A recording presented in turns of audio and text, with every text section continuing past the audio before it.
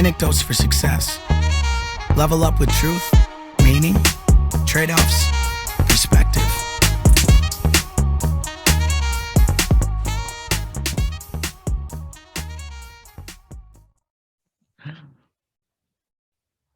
All right, Matt, tonight we have the Cameron Johnson on, teacher and athletic director at probably the hardest position on the planet, and that's middle school age kids. So just so everybody knows, Cam and Matt have never met each other. So Cam, give us the version that you want Matt to know about you. All right. Well, thank you for allowing me in your space. And the Cameron Johnson. Whoo, I got to. You like that, didn't you? I should have wore a polo. You know what I'm saying? Messing me up here. Hello to everyone. Yep, I am the Cameron Johnson. I'm Cameron Johnson. Kids call me Coach Cam or Coach J. I am a educator and athletic director in New York City at a K-8 school. My primary sport is basketball. I coached Division II basketball for 8 years. I played Division II basketball for 4 years. Well, I like to tell people I played. I was really just on the team, but that's a whole other story. But yeah, and I do it at a middle school. I believe that our kids struggle so much social emotionally at that age, especially now that if you think about it, the current sixth grader, the last time they were physically in school was in fourth grade. Now think about the amount of development that they've missed, right? And I used basketball, I used sports to teach life skills to our students, right? Because I always say you can hide if you don't read well, you can hide if you don't write well, you can hide if you're not good at math. You cannot hide if you're not a good athlete, because everybody's always coming to the show to watch you, to come criticize you, right? So instead of seeing that as a negative, why not use that as a way to help build that confidence, right? Because everybody know if you're an athlete, nobody understands that bond, right? A lot of people like to stay on the other side and talk about, oh, you're doing this wrong, you're doing that wrong, but not a lot of people are brave enough to be on the other side to be seen and criticized. Right. So we're teaching life skills. I teach communication. I teach working with teammates. I teach working through problems.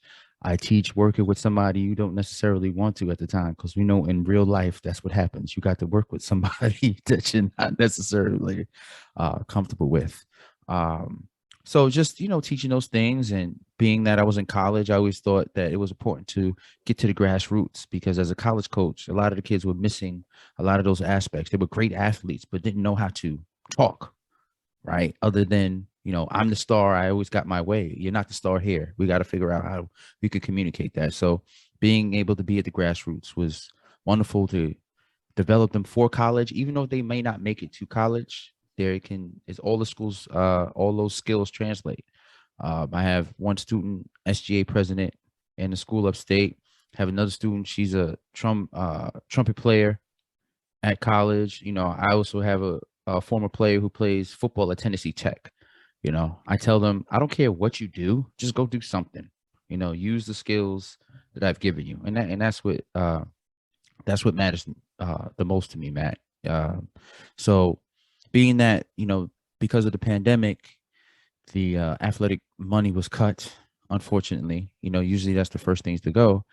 I wanted to figure out how I can teach these skills or help these kids social emotionally. How can I help, bridge the gap? Because a lot of parents were feeling like they couldn't communicate with their kids. So I started podcasting, right? So the podcast, most of my guests are like parents from the school, from all walks of life, actors, Grammy nominated singers. I was fortunate enough to find Paul and have Paul come on, the acronym king. I call him acronym king. That's my guy. Yeah, right.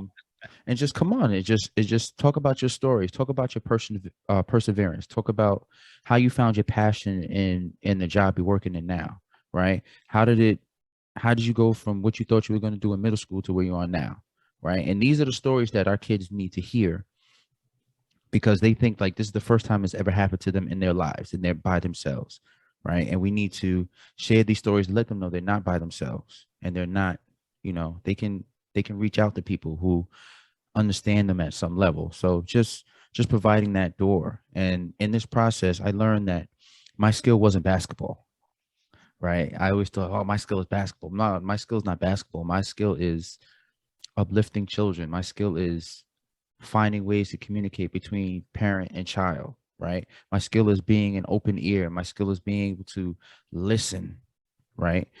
If you think about it in school, when you were in school, did you go to the teacher or did you go to the guidance counselor and the PE teacher or the coach, right? Because usually the PE teacher and the coach is more laid back and more forgiving with some of the mess that you're going to come with, right? So instead of like resisting that, I just open my office up, open my ears up and just listen, provide help if I can, or I go, maybe I can find somebody with a similar story and have them to listen to it, and maybe they can find some connections. And that's all, just trying to do that, just trying to prepare them for real life in different ways and different facets, just make that my superpower. Because we all have one. And I think, I just try to make that my superpower. That's all. Hopefully you Kim, got a good grasp of what I got, man. that's interesting. And then I wanted to be an athletic director. Actually, my undergrad degree is in sports management, and I actually wanted to be an athlete. It was the second job I wanted to be. The first job I wanted to be a knight. Like a Knights of the Round Table. Yeah. That's what I want. I think I gave that up around 10 or 11, but then I wanted to be an athletic director. As someone just loves sports, loves kids, working with kids, and all the all the interesting things that go along with athletics, sports, and not just the stuff that happens on the field like you're talking about. But the first question that comes to mind is, you talk about your superpower and it's, you just described it. How do you know when you're successful? Well, I love that. See, oh man, that's a great question.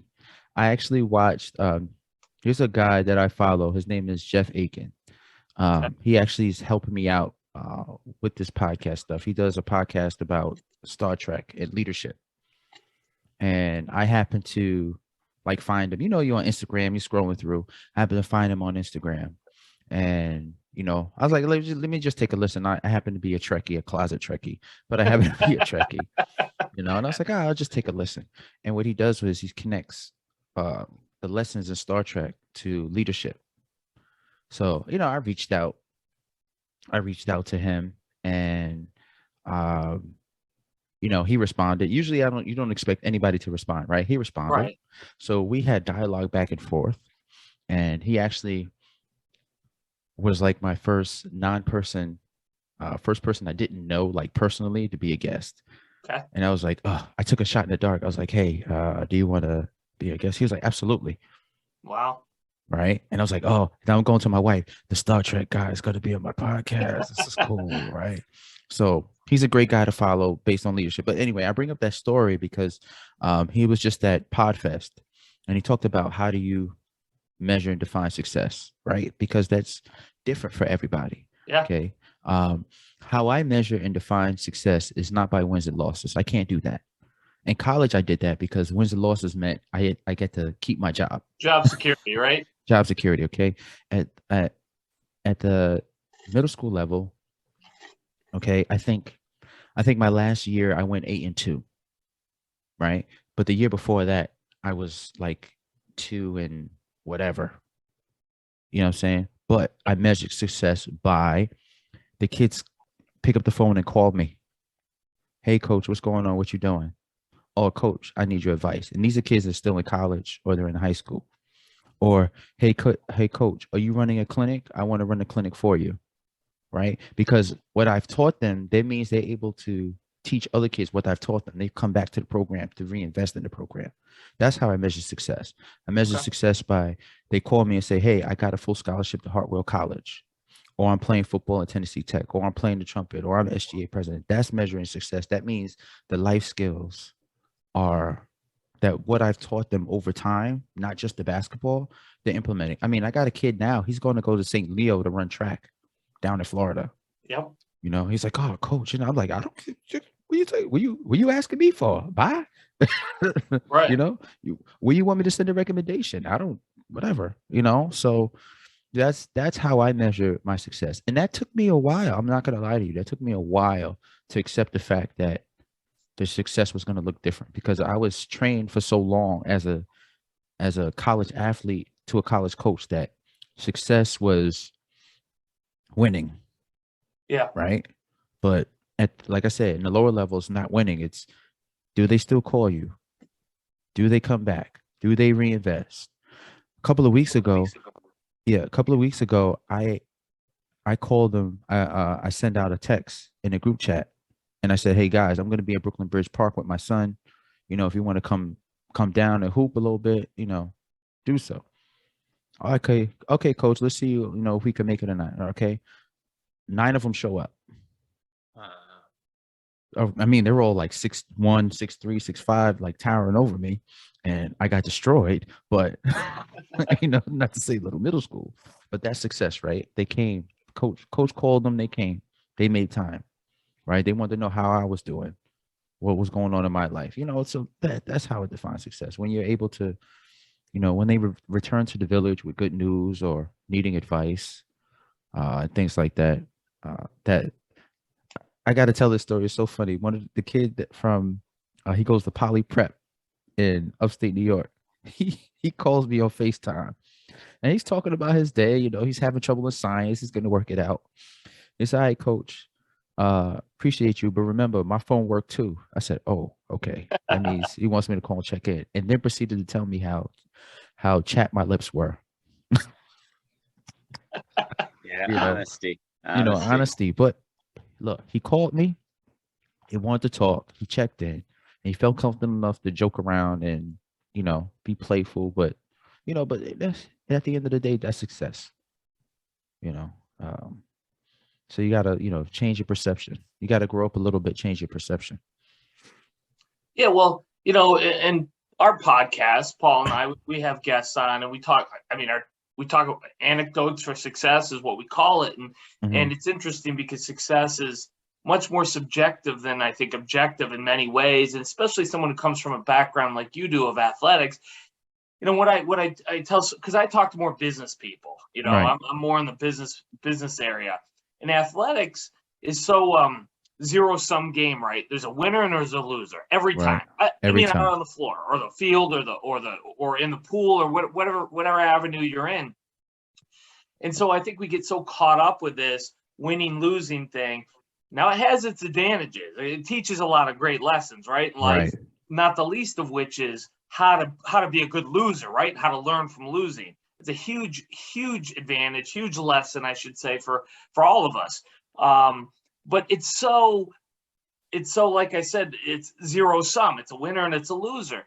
But so many things in life aren't, including business. And this is what I try to get through a lot of business people's heads because they look at things as zero sum.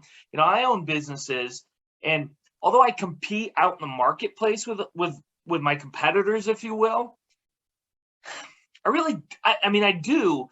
But the point is, I can do great and be super successful. And guess what? So can my competitor. I don't Right. have to, they don't have to lose for me to win. And they Right. don't have to win making me lose, right? And I think that's more life than what you find on the court or on the field or whatever, where it's always win or lose, win or lose. So I talk to people all the time, and they talk about competition and being competitive, Mhm. and they revert back to the athletic field, whatever that might mean to them. And again, I come from that background as well, but I try to tweak their mindset a little bit and go, look, you don't have to bury somebody to Right. succeed. You're not competing with them anymore. You're competing with this most of the time. And that is what I find so many people have a difficult time transitioning from that mindset. And when they do, I feel like it opens up a whole new world, not just a world of how they succeed, but a world in how they look at the relationships, what they're Mhm. doing for a living, what they define as success, and all these other things. And it makes it much more broad and subjective as opposed to the objective world of who had more points on the scoreboard, and And that's a conversation I have with a lot of people when I talk about success. So it's interesting to hear that you as what I would consider a high level athlete and dealing with high level athletes really sees that as well. I mean, I'm sure if you were, Mike Krzyzewski or Jim Boeheim, and I would bet, and you would know way more about this than I would, but I would bet if you got them alone or not, they would say success to them isn't just a scoreboard, right? It's probably the same kinds of things you're talking about. Yeah, well, absolutely. Because at the end of the day, you're fostering young men and women for success. Like the skills have to translate to real life. I mean, how many of those guys have gone through Mike Krzyzewski's system? Jay Wright's. I'm a Jay Wright guy, so I might bring Jay Wright up a lot. All right. Jay Wright system, Boeheim, but how many of those guys don't go to the league? Right. But you hear them successful in a business or they become coaches, right? That's because the skills that they were taught translates the hard work, the dedication, getting up at 6:30 in the morning for a practice, going to class, eating, shooting, then going to practice, getting your work done. Like you're learning a regiment, right? You're not as Kobe would say, I'm not negotiating with myself. Like this is my regiment. So you have that regiment, you learn how to be disciplined, and then it translates. Cam, let me stop you there. And Paul, I know this is what usually happens. Cam, I get on these rants of questions. I'm just a curious guy. No, it's all right. Let me ask you. You just brought something up that I always wondered about. So you've got these athletes, and they're on this regiment, right, for 4 years, 5 years, what happened longer in some cases, and they've got these full-time amazing coaches creating the system for them, right? It's a system of success. I'm going to work out. I'm going to eat right. I'm going to do all these things that I know if I do lead to success. Where does it fall apart? Not necessarily at the college level, but I mean, okay, now I graduated. I didn't make the league. I was a good athlete or a good player, whatever. But there's only a small percentage you're making it. Now I'm going out. I'm going to go coach or get in a business or do whatever the heck I do, and I don't succeed. Is there something you look at and go, these people, men, women, whatever, come through these years of this regimented system that just grinds into them, I think, how to succeed. But of course, not everybody does, because not everybody succeeds, period. But is there something you look at and they go, they just get lazy, or they just whatever? I mean, okay. It's a great question. It's not an easy answer question. So I'm going to talk with you through it, and then, let's work to pull some things from it. So I'm going to talk to you. I'm going to speak from experience, some things I've seen, and then maybe we can pull some like bullet points from it. Yeah. That sounds good to you? It does. Okay. What I've seen is this. One, you have this idea that you are going to go to the league. Okay. And if you don't make it to the league, then it's useless. Okay. That's one. So in that mindset, you've already made it up in your mind that it's league or bust, and the skills will never translate because in your mindset, it would not translate. You see, you're fostering people from freshmen all the way through to seniors. That's 4 years, right? To try to foster and change mindsets. So if you're dealing with, there are some people who have, like I said, they're just stuck in their ways, and they're just staying with the program with the ultimate goal, but they haven't opened and expanded their mind. They haven't opened up their box to realize the full potential of what they have. Okay. So that's the one thing I see. The second thing I've seen is when you're here, you're disciplined. When you're home, you're not. A guy who will work out all year, be in shape, tip-top shape, one of the best players in the league. Go home, don't do anything, don't push themselves. They're not self-regulating, right? They don't have those people pushing it. They're not self-regulated. Then when they get back, they're playing catch-up. So they're not in shape until conference play starts. That's in January, when you've been with me since October. right? So then that's the discipline in your mind that you're not self-regulating, right? Yeah. The other piece is that for athletes, for many athletes, you are the best. Wherever you are, you were the best. Sure. And now you've gone into a space where you're not the best. You got to start from the bottom. That's hard, right? Think about it. You were at the top of your class at whatever you were doing, right? You were the top. You were the best. Then you get to X college, and then you got to start at the bottom again because there's 50 people like you. So what are you going to do to set yourself apart from the other 50 people? And some people can't flip that switch. A, because they were never taught. If you've been told you've been great all along, have never faced adversity, then what is there to do? What is there to lean on? Right? 100%. So I've seen that. I've seen that part. Oh, Okay. Then the other unfortunate side effect is there are coaches who are just about wins and losses. They don't set you up for success. They don't like put the pieces in place. They don't create the networking opportunities that we all know athletics create. sure. Right? Athletics creates a wide range of athletic opportunities. For example, I'm going to use myself for an example. So, and I'm going to give the Reader's Digest version. Okay. I got cut in elementary school team. I got cut in middle school for the school team. I got cut in high school, the school team. I played in some little Lutheran league, around the house, right? But I loved basketball. I was passionate about it. Okay. I walked on in college. Okay. And the only reason I got on the team is because my coach told me that if I wanted to play basketball, I had to run cross country. So I ran cross country, and I didn't know any better because I was crazy. I was going to get on the team. Right. And then he openly admitted later on. He said, "I put you on cross country because I thought you would quit." Then I realized how crazy you were. So, but so What anyway, a compliment.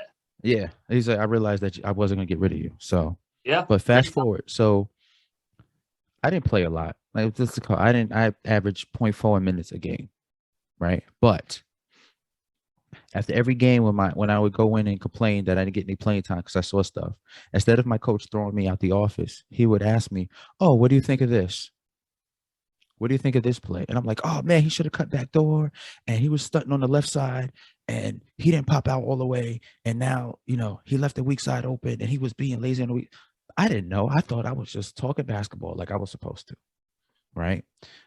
Fast forward, he goes, everybody's winning accolades and awards. He goes, "Okay, so you're on the coaching staff now." My senior year, he goes, "Okay, you're on the coaching staff now. I need you to go recruit and go to." He was grooming me for the position. I didn't know it, right? But that's seeing potential in your player, right? Everybody's going off to basketball camps. He sent everybody to basketball camps and training and all this other stuff. And I'm like, how can you not send me basketball camp? But he was also a teacher.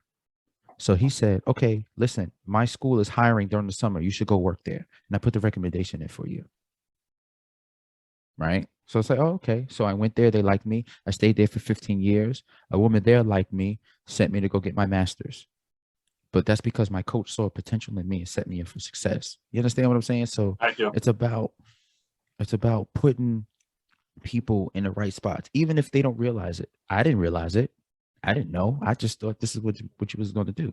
But then I wanted to go play in Europe, and I became a basketball coach in college, and I was a teacher and got my master's. Okay, but that's the path I took. So it was about him setting me up because he saw different potential in me. We used basketball, we used athletics as a different outlet. But not everybody wants to do that. Everybody wants to try to go play overseas and try these different camps, and then they wind up in a job they don't like, or they can't find passion in because they didn't connect those skills. So based on those groups of people, what let's see if we can come up with some bullet points here. Well, it's my turn real quick. I'm bursting at the seams here. The process, I get so frustrated, and I talk about it with my daughters a lot, and with athletes and with students. The process, if you believe in it, it doesn't you got to understand it doesn't have anything to do with a goal. It has to do with your journey. Mhm. And that's just what you described. Like you were in the process, but if you could have quit and said, I'm not playing, I quit, or I'm not starting, I quit. I'm not going to go do cross country. I'm going to quit. But no, you trusted the process, and it's got you where you want to go. And that's my big bullet point, is the process has nothing to do with a goal. It has to do with your journey and the discipline to get there. Exactly. Exactly. Matt, what you got, Matt? I see you shaking your head. What you got? Yeah, Yeah, no, I what I got is, I find it fascinating, people's success and failures and failure in my language, Cam, isn't it's not a bad word. It's Mhm. a vitally important circumstance that's Mhm. temporary, that will help you grow and help you be someone you couldn't have been without it. So when I use the word failure, it's a part of your growth, as much as breathing oxygen is a part of staying alive in my world.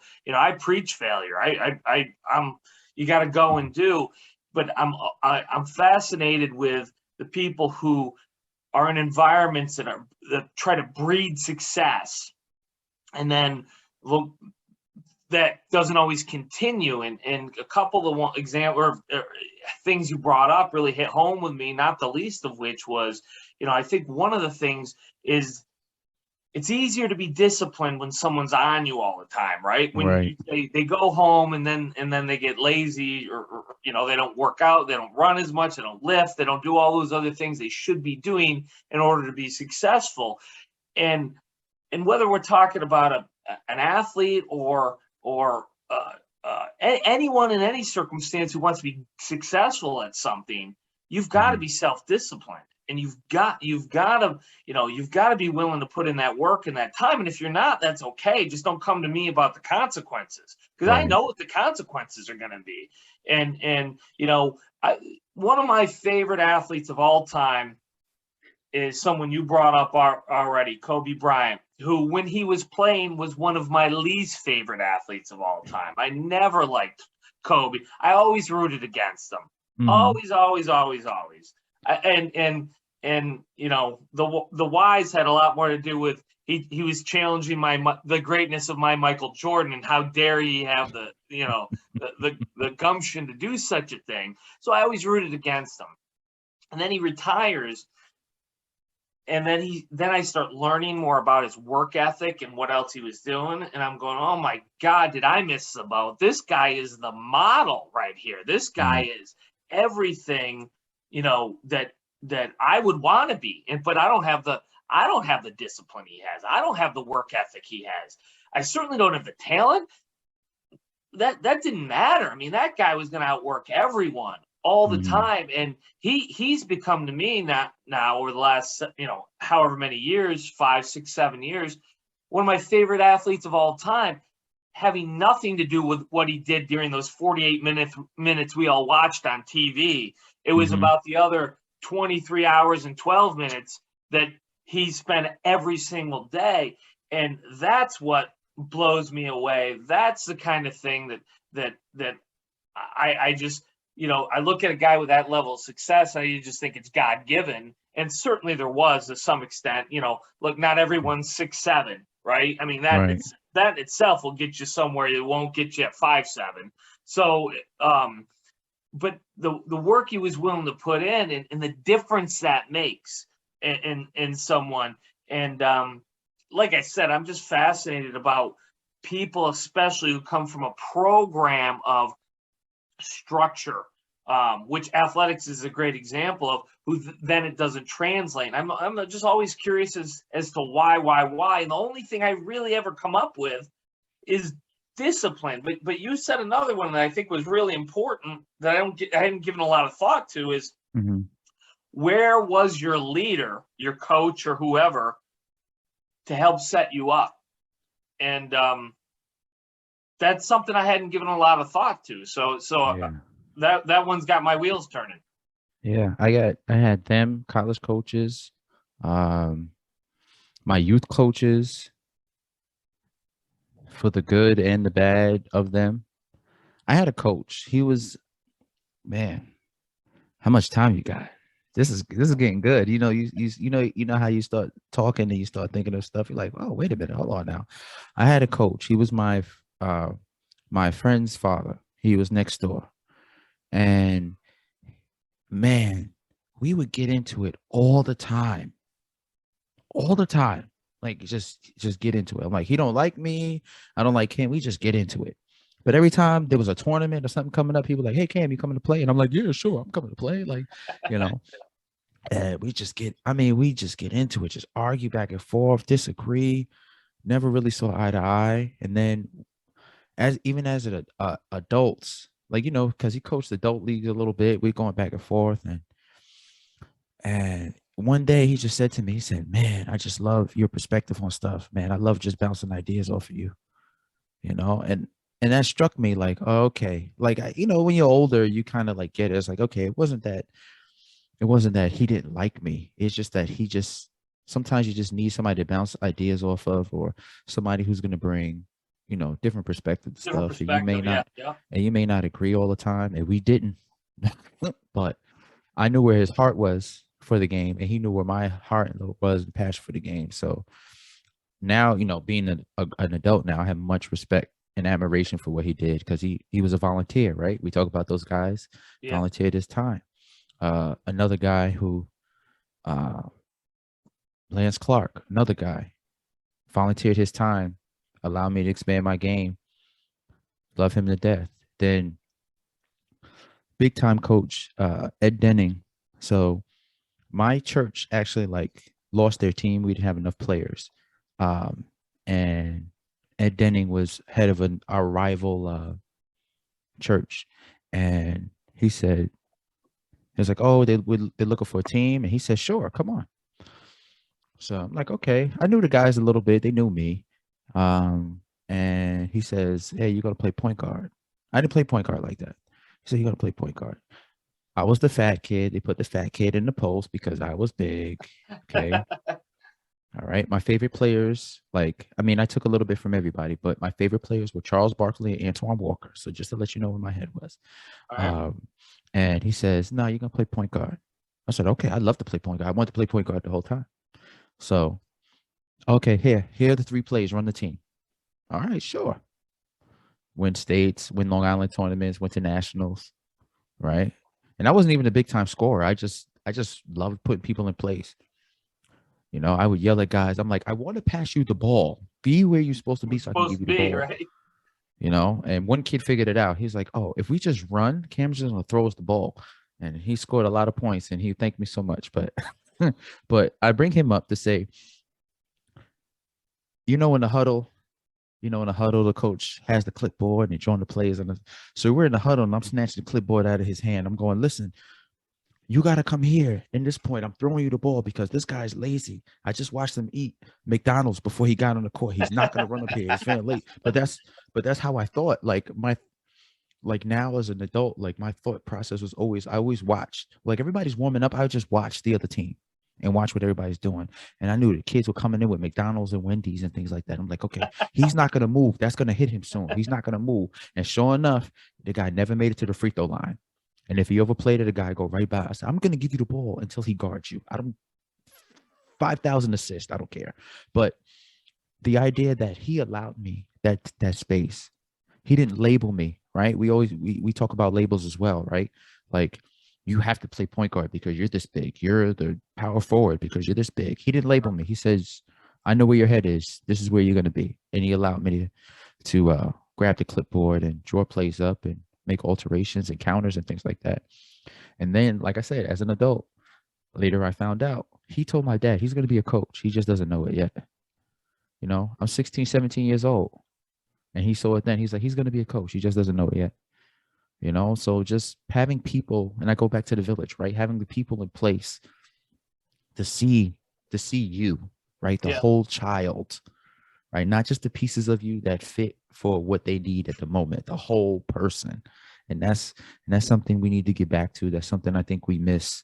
And we need to really focus on with our children to get them ready for this world. You know, we can't leave them in a box. We can't put them in boxes to make ourselves feel comfortable.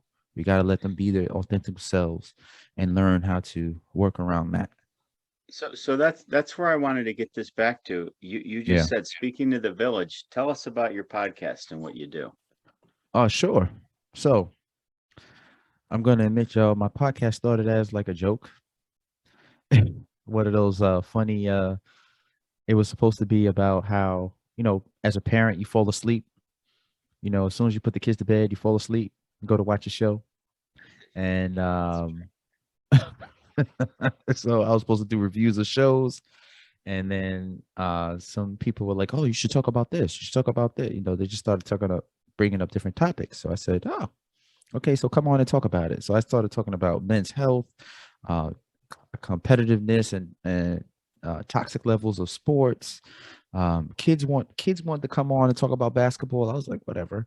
So I was like, wow, what a way to share stories, right? Share stories, share ideas.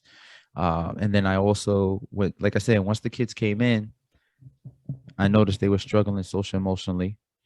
And I was like, how can we develop them social emotionally? How can we get them to trust what their parents are telling them and not rely on social media to teach our kids, right? Because either we're going to teach them or social media will.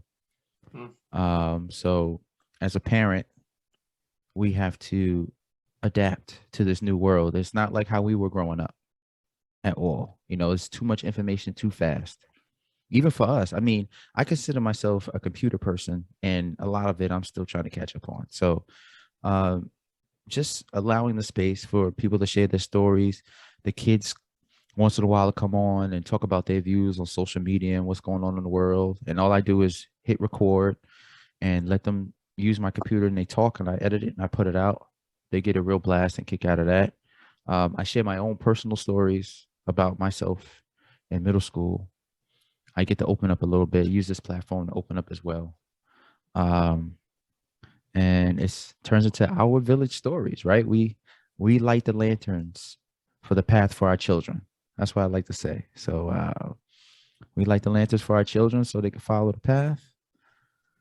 Anybody who's got a story, who's interested to come on, I let them come on, share their story, share how they got through their tough times to be where they are now. And also, I love the stories where people admit that they're still working on stuff, right? They don't have it all the way, because we don't all have it.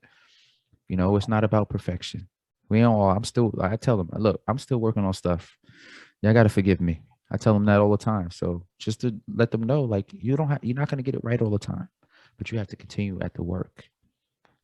You almost set me up for my next question. Like it's just the bond we have. Because early on, like 2 minutes into this discussion, you said, I'm paraphrasing, I don't care what you do, just do something. Yeah. And you were saying that this is kind of what you're just talking about. It's like, I don't have it all figured out, but we're just going to keep doing something, right? Man, you got to. You got to keep something. You got to figure it out. And you have to trust the people around you that want to help you figure it out. That's the other piece, right? They don't, that trust is gone, right? We try to be authoritative, and in that process, we dehumanize ourselves as adults to our children, right? Because we want them to get it right so bad, but we don't leave them that space to grow. You got to leave them that space. You got to not parent with your own trauma. I talk about that a lot too. Don't parent with your own trauma, right? Your children, that's not your children's trauma, that's your trauma. And in that process, you start to learn about yourself too. You start to learn about your triggers as a parent, right? All the little things that you see that bother you. You're like, oh, wait a minute. Oh, okay. Maybe I shouldn't get so upset, because I definitely did that. I used to call my dad. I tell him stories about what my kids do. He goes, ha, ha, ha, ha, ha, I remember when you were young.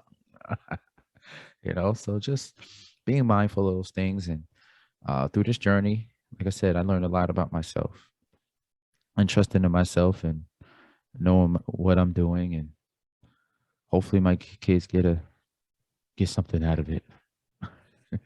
That's the goal. I bet you they are. And I don't even know when you sleep based on what I know about you. Oh man, I sleep right after this. Um, Look, I make it a point. We talk about discipline, right? I make it a point. Tuesdays and Wednesdays, just go to bed. All that stuff will be there in the morning, man. But that's if my little ones allow me to sleep. If they don't want to come in and karate chop me in the face. you know. But I'm big. Like everything I always tell everybody, any and everything you do with passion and grit. Find your passion to get to it. Well, that's what Paul and I talk about our 4 pillars all the time. And pillar number 2 is meaning, which is just another word for purpose. And I'm glad you bring it up, just because I have the same philosophy that, without meaning in life, you're you don't have a rudder. You know what I mean? You're just spinning around. You don't know where to go and what to do. And that's far more common than not, people without a meaning in their life, and why that happens and all that. That's 10 hours, and that's more from that's beyond my comprehension anyway. But it does kind of lead me to the question I wanted to ask is, you mentioned the village, and what defines a village in I guess your terminology. I mean, I'm getting the sense of what I think it is, but I want to know what you say it is. Oh, sure. We are all part of the village. Every one of us, every last one of us, everyone in existence has a responsibility to make sure our children are prepared to handle things when we go. So Paul's a part of the village, acronym king. Matt, you're now part of the village because we're having this conversation, right? It's about allowing ourselves to be open and expressive to our children. And it doesn't have to be our children. It could be any children. It could be your niece, your nephew. The person who is at the bodega is part of the village. The person at the deli is part of the village. The person at the coffee shop is part of the village. Because I always like to say this, and I know you guys will understand this. When the coffee guy says good morning, don't you feel a little bit better during the day? If the coffee guy says good morning, how are you? Yeah. Right? Making sure, I know you like your sandwich extra hot, the cheese a little melted on the side, don't you feel like your day is going a little bit better? You have that extra energy. So then that person's become part of your village, right? The person you walk by every day, you don't even know who they are. You don't know where they work, but they say good morning or they give you a head nod. There's that acknowledgement, right? We're sharing the same space. We're sharing the same energy. We're all part of, that's somebody in your village. So if you think about it on that level, then we're all villagers. We just have a responsibility, whether we're aware of it or not. They don't know what kind of day you're having or going to have, but just because they said good morning to you, that might have been the little bit more you needed to get through your day, because you might be having a rough day. But just because they said good morning, they gave you an extra 10, 15 minutes of energy that you needed to get through your day before you got home. So that's the little bit of responsibility that each of us have, that we have to share. We share that connection. We're all in it together. It's just some of us are more aware about it than not. And then there's people that are here to teach us lessons.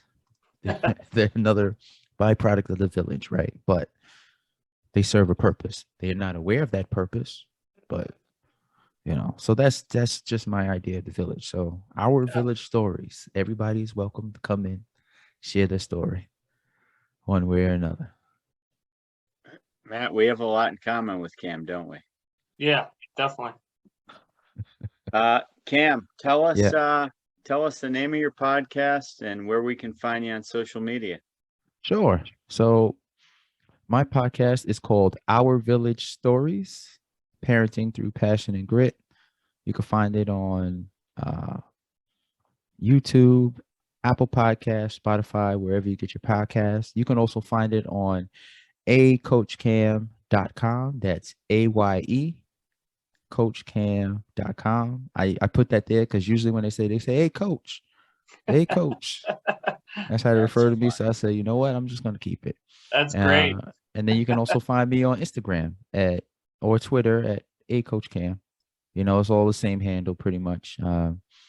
Very accessible. I like to keep things light, like to keep things funny, interesting. You know, I find myself now very heavy in like the parenting tip of pulling, tips from neurologists and therapists and things like that that I find interesting. And I just put it out there. Like, uh, look, you can use it or not, but you can't say the information is not available. So, just making that information available to everyone else. And, once in a while, just gotta throw a little joke in there, keep things light. I enjoy that part as well. My kids keep me on my toes, so I just gotta share those moments too. You do a great job. So I'm going to ask you one question before we go. Sure. And what's the one piece of advice you'd give them, any young person? What's the one piece of advice that they need to have any chance to trust the process, succeed, do their thing? I hope that's not too vague of a question. No. The one piece of advice is don't allow people to put you in a box. Don't allow other people's comfort level to dictate the type of person you are and who you are on your road to discovering yourself. Okay. You have more to offer to the world than you think. You have more to offer to the world than they think. So you can be a basketball player and play the cello and play the violin and be an actor. You can do all those things. All those things are not separate. You can love Broadway and listen to Rick Ross. All those things are not separate.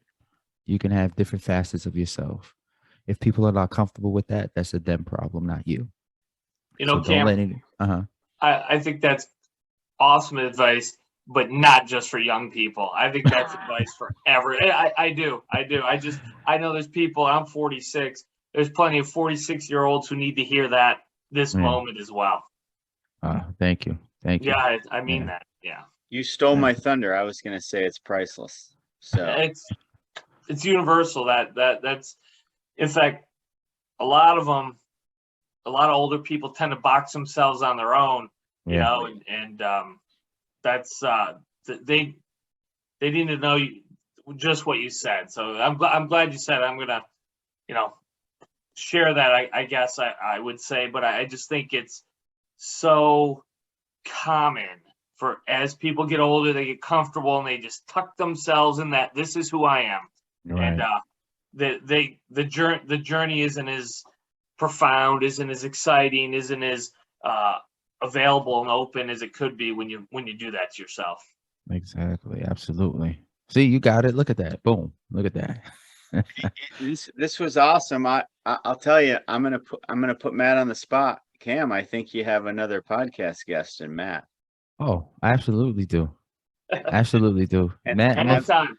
I'm gonna find you, Matt. Don't worry about it. I'm gonna find you. Anytime. And I'm gonna say, I will already welcome Paul in the village, but Matt, you are a villager. Welcome to the village. I appreciate that, and I would certainly welcome more conversation with you. Absolutely. Awesome. This was great tonight, talking to the Cam Johnson, or a.k.a. Hey Coach Cam.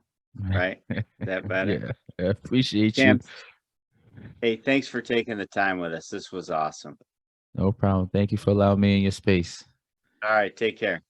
Take care.